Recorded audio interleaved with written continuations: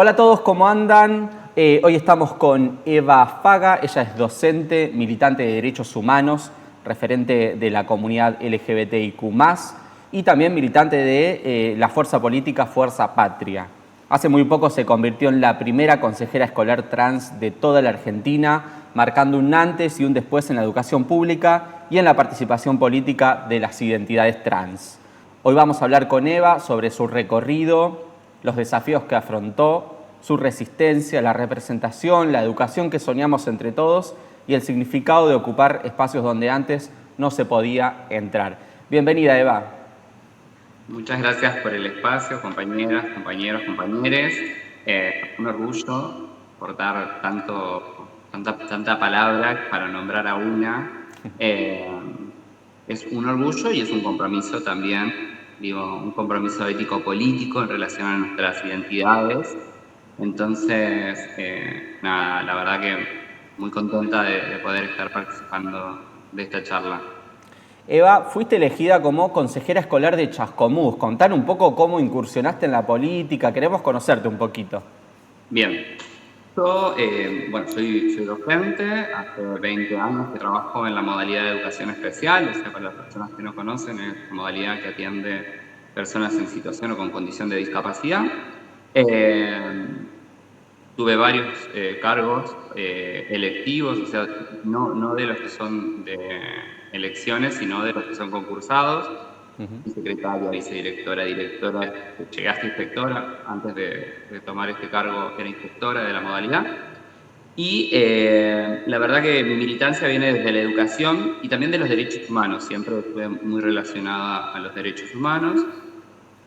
Cuando me invitaron a participar de la nota que hice para el Destape, pensaba esto, ¿no? Que no era la importancia mi nombre, sino el llegar a los lugares de poder, a los lugares donde se determinan muchas veces las políticas públicas que llevan a la sociedad y cómo nos cambian a las comunidades. Entonces no importaba mi nombre, importaba que alguien llegara. Claro. Porque lo importante de que vayamos llegando a los lugares de toma de decisión es eso, ¿no? Bueno, cómo empezamos a aparecer. Yo pertenezco a una comunidad que se llama Orgullo Chasco, porque vivo en Chascomús, provincia de Buenos Aires, y cuando empezamos a militar la cuestión de las identidades en los pueblos, ahí nos dimos cuenta que teníamos que estar presentes en todos los espacios. Y uno de ellos era la política partidaria, que tenemos que empezar a perderle ese miedo a que está mal hablar de política y de política partidaria. Eva, ¿cómo fue un poco eso de tu infancia, la construcción de tu identidad? Bien. Yo en realidad lo que hago es, no transicioné de niña, también escribí un libro sobre esto, no transicioné de niña, sino que transicioné de adulta, porque también tenemos que dejar de pensar las transiciones como una temporalidad en nuestra vida. Claro. Digo, la transición es más que el proceso de una identificación de un nombre, sino que vos vas construyendo esa identidad a lo largo del tiempo. Las posibilidades y las condiciones se dieron cuando yo fui adulta de esa transición. Después mi infancia y mi adolescencia fueron de una disidencia, pero sí con la condición esta, ¿no? De vivir en un pueblo. Que Claro. siempre hablamos de la diferencia de vivir en un pueblo pequeño a una ciudad grande, siendo una disidencia en cualquiera de las identidades. Tal cual. Nosotros también lo destacamos un montón y hemos hablado con varias personas de la comunidad LGBTIQ+, esto de la diferencia de vivir en ciudades grandes, aglomeradas, y vivir en pueblos chicos, y empezar a marcar la diferencia de esos lugares es fundamental. Y para nosotros, que en Chascomús te hayan elegido como consejera escolar, con toda tu identidad construida, nos parece que es parte de la historia argentina. Es un gran avance para el país, para la comunidad y para todos. Por eso... Sí. Ahí lo que nosotras siempre visibilizamos en eso es las luchas que nos preceden. Digo, que tuvieron antes que nosotras, porque Claro. nosotras no podíamos haber llegado a este lugar si no hubiese sido por Loana, por Diana y por muchas compañeras más que dejaron su vida en ese lugar. Digo, nosotros somos el resultado de esa identidad política. Por eso siempre hay que remarcarlo, porque digo, son nuestras raíces y seguramente después tendremos compañeras que puedan superar mucho más esas primeras luchas. Pero haciendo hincapié siempre de eso, no llegamos solas, llegamos porque estamos colectivizadas y llegamos con otras. Claro. Y en el transcurso de todo esto, de este proceso de construcción de tu identidad, de pasar a ser un referente, una referente política, ¿con qué cosas te fuiste encontrando, qué situaciones fuiste atravesando que te fueron formando tu identidad y construyendo tu persona? Ahí siempre hablamos de que lo personal es político, en términos de que hay algunas cuestiones que nosotras tenemos que militar, y a veces estamos un poco obligadas a militarla. Por ejemplo, las identidades autopercibidas, no podemos dejarnos avasallar todo el tiempo por discursos, sobre todo últimamente, conservadores y de derecha, que niegan nuestra existencia. Entonces tenemos que salir a hacer una respuesta política. Esto ya lo había dicho en los años 80 Carlos Jáuregui, o lo había dicho en los 90 Loana Berkins. Digo, nuestras respuestas tienen que ver con nuestra presencia en los lugares. Pero sí también venimos a traer esto, ¿no? No nos podíamos quedar sentadas mirando lo que pasaba, sino que teníamos que dar una respuesta más activa. Y esa era una militancia política partidaria. Era necesaria. Claro, esto de haberte elegido la sociedad para ocupar este cargo también es una respuesta política.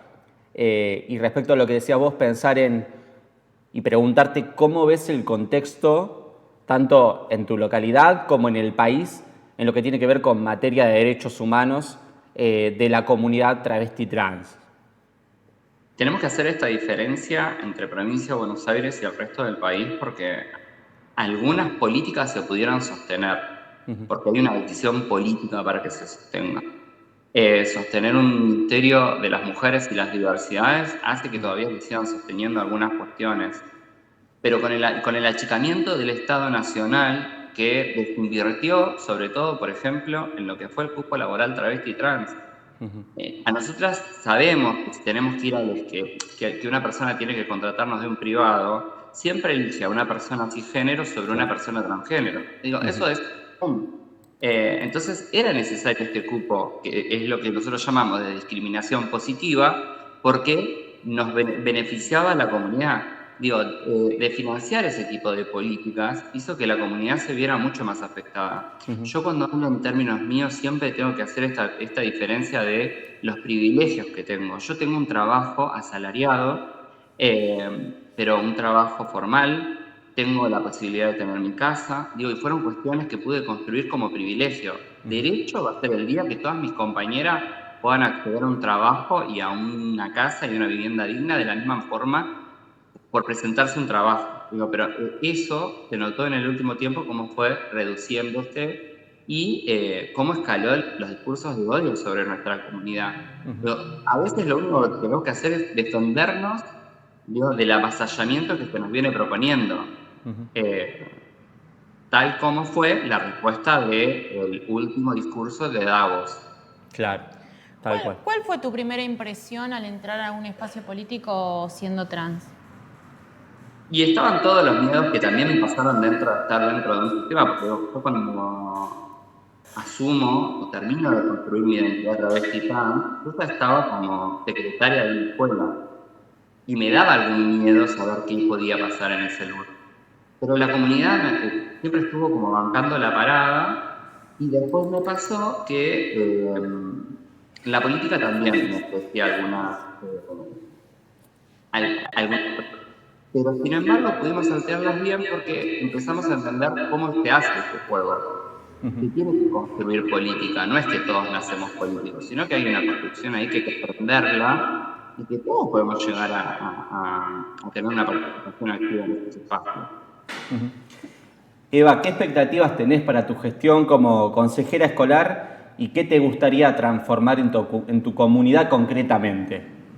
Mira, estamos trabajando con mis compañeros, tanto del espacio político como de la oposición en volver un lugar transparente, con mayor posibilidad de mejorar la administración de los recursos que se destinan de provincia para nuestro distrito educativo, como le llamamos al municipio, y la verdad que tiene que ver con eso. Yo particularmente estoy encargada del área de recursos humanos y una de las cuestiones que claramente voy a tomar es poder darle hincapié que en la provincia de Buenos Aires existe todavía dentro del listado para acceder a personal auxiliar de la educación, el listado de tipo laboral travesti trans.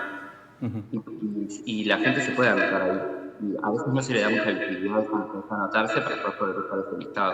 Entonces, una de las políticas que son de transformación real es esta, por ejemplo. La idea es cómo gestionar en términos de eso. Buenísimo. Y pensando un poco en los compañeros, compañeras, ¿qué mensajes le darías a una mujer, un varón trans que hoy plantea involucrarse en política o en la docencia también y que está ahí con dudas o quizás con temores o incertidumbre? Lo primero es que somos ciudadanas, ciudadanes con los mismos derechos que el resto, entonces tenemos que empezar a involucrarnos como parte de esta respuesta política ante tanto corrimiento del Estado Nacional. Entonces tenemos que involucrarnos, porque si no siempre la política nos pasa por al lado y son quienes definen nuestras condiciones de vida. Nosotros tenemos que estar participando de esos espacios. Son difíciles de habitar, porque yo no digo también la ilusión de esto, no, yo me voy al partido que yo quiero y enseguida me eligen, porque no, bueno, hay que construir ahí adentro con otros y con otras, pero digo, tenemos que también tomar esa responsabilidad, porque si siguen decidiendo por nosotras y nosotros y nosotres, es muy difícil que las cosas cambien. Porque, por ejemplo, Loana, en la ley de identidad de género, con todas las cuestiones que pudo hacer y toda la militancia que tuvo afuera, tuvo que dejársela en manos de personas y géneros que hablaran de nosotras, porque no había ninguna diputada, ni ninguna senadora, ni senador de la comunidad travesti trans. Y sin embargo, estuvieron legislando sobre nuestras vidas. Entonces, nosotras tenemos la responsabilidad de seguir esos legados, de incorporarnos a los partidos políticos y no tenerle miedo a la política, todo por el contrario, es un lugar de transformación. Fundamental, Eva, agradecerte por la nota y de verdad nos pone muy contento que estos espacios empiecen a ser ocupados por personas que tienen calle, que tienen militancia, que tienen historia y que construyeron su identidad. Nos parece fundamental y desde ahí se construye la buena política, me parece. Así que agradecerte por la nota y expectantes a tu trabajo también. Te deseamos lo mejor en esta nueva asunción y esperamos la próxima volver a invitarte para seguir charlando y que nos cuentes cómo va avanzando todo. Más que orgullosa y claramente que cuenten conmigo para las notas que sean, porque siempre estaremos dando como eso, ¿no? Como esta invitación. Y muchas veces no es traer una respuesta, sino es ayudar a pensar en colectivo. Digo, a veces es necesario volver a plantear preguntas. Muchísimas gracias, Eva. A ustedes.